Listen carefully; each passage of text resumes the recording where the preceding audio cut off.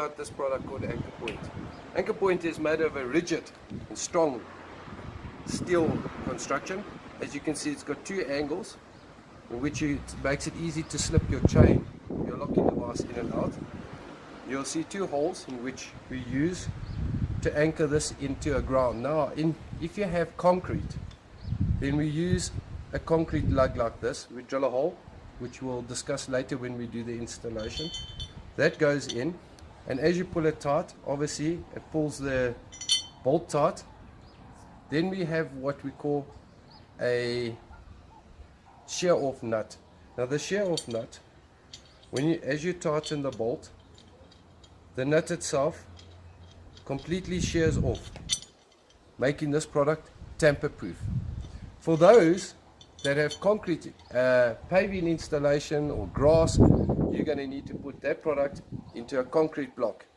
Once you've dug your hole, again we'll discuss that later when we do the actual practical installation, we're going to use a concrete bolt which slips in and you cast it in with your concrete, which makes this product tamper proof. Now while we're talking about, let's just see where we can actually place this unit. If this is your bike and you want to protect it, you can place this unit in various different parts. So for some people, they like to use the rear wheel. So you can either place it next to the wheel, or you can actually place the product behind the wheel.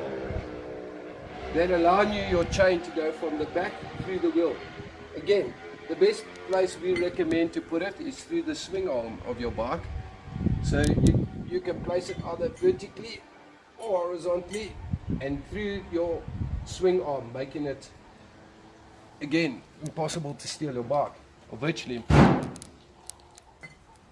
We have another place that we can place it in the front of the bike, and you can go put it through the swing arm, or if you don't want to put it through your swing arm, you can actually put it through the frame of your bike. And basically that's Anchor Point in a nutshell. For more details, you're welcome to contact us, or you can go onto our website.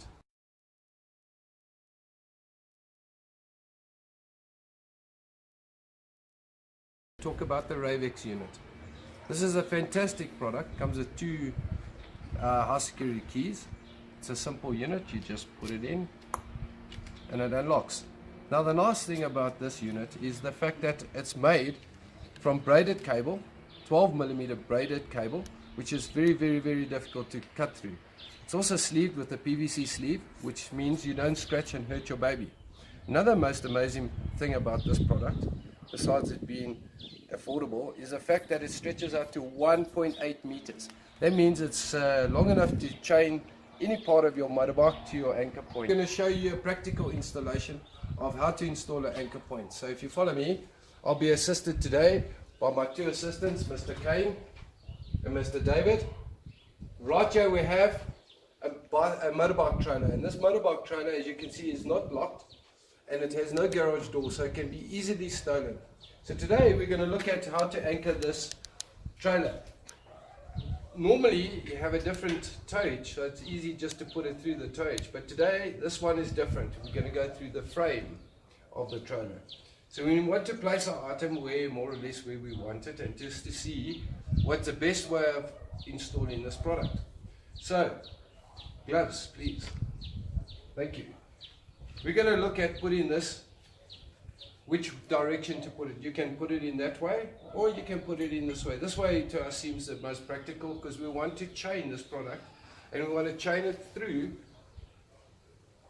the chassis of the trailer. That seems to be pretty much spot on where we want it. Cokie pen please, Mr. Kane, thank you. We all need to measure. For us today, if we take a quick measurement, our rough concrete slab is going to be 300 by 300. So we just want to measure where we want to put our unit. I'm just using a Cokie pen just to give me my measurements so I don't forget. Like such. Simple as that, we're going to show you how to install it.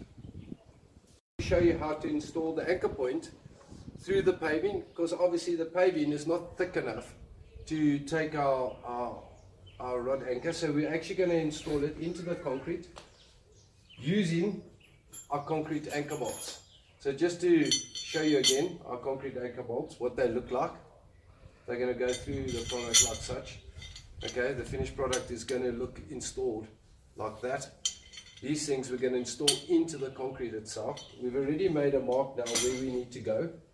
So we're going to measure now. For us, the best design now is going to be 400 wide. And just for aesthetic purposes, we're going to go 300. So we're going to need to mark with our Koki pen where we need to go. Okay, like such. And we're going to measure across 400, which is fantastic. So we'll need to measure this one. We've pretty much got our marks now where we need to take the paving out, which ones we need to take out. This one we're going to cut. Okay, so we're taking out these pavements. The equipment we need, pretty simple. We need a hammer and chisel, angle grinder just to trim the paving up nice and neat, crowbar just to take out the paving itself. We've got an impact drill machine. If there's any rock or anything that we need to move. We've got a trough float, a bucket, and some concrete mix. So right now I'm going to hand over to David and Mr. Kenya to cut out and to be able to fit the product. So we'll come back when the hole is dug. Thanks so much.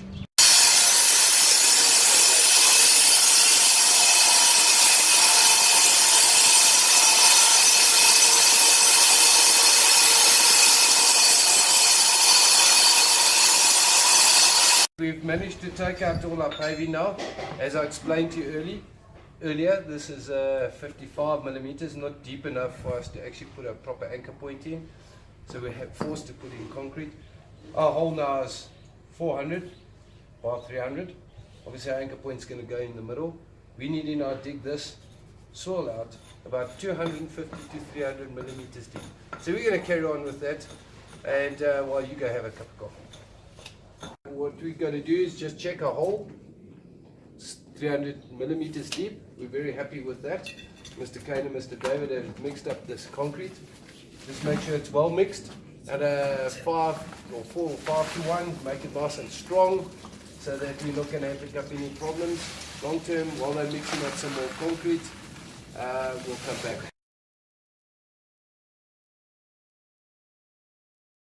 Welcome back. So we've poured our concrete mix now, and we made sure that we floated it nicely and got it to the level that we do want it. Remember not to add too much water, and make sure that you pat your cement to get all the air bubbles out so it doesn't make like a crunch and weaken. Remember, we're using on this anchor point, we're using our anchor in bolts, which will go in. What we do recommend, however, the easier way is just to cast the concrete slab and let it to dry for a few days, and just use your drilling anchor points. They're far easier than following this process. But if you do, we've learned a technique, and that is to use a piece of branding, which is a 38 by 38 piece of wood, which is relatively inexpensive. And that's the reason we use that is because the anchor point is very heavy and it tends to press into your concrete. So we're going to install this now. We're going to try and find more or less where the middle is. When we do, we're going to shake it that it goes in nice and snug. Okay. Well, finding that it's looking pretty good now. How's your side there, Mr. Kane? How does it look? Let's go down a little bit more. Right. And then just because the ground is not level, we're just going to put in a little bit of a cardboard just to keep the product from sagging too much. How does it look, Mr. Kane? It looks okay. Looks okay. Remember, take your float again. Make sure just to make sure the concrete is a little bit patting.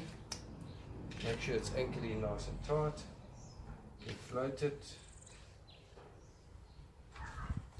Remember to check your heads on your anchor point to make sure that they are sinking nicely. How does your side look, Mr. Kane? Yeah, in nicely. And This side. it looks great.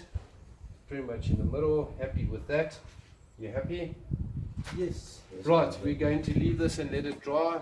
If we leave it overnight, in the morning you can just pull your wood out and you're good to go. Remember that it takes a couple of days for concrete to cure to its correct strength. So remember, for the next, say, it takes 21 days for concrete to cure. So for the next 7 days, it's going to be strong, but not that strong. As I said, it's as simple as that. You leave it overnight. Thank you. Any questions, you can either contact us direct on our technical line or just drop us an email. I'll gladly get back to you.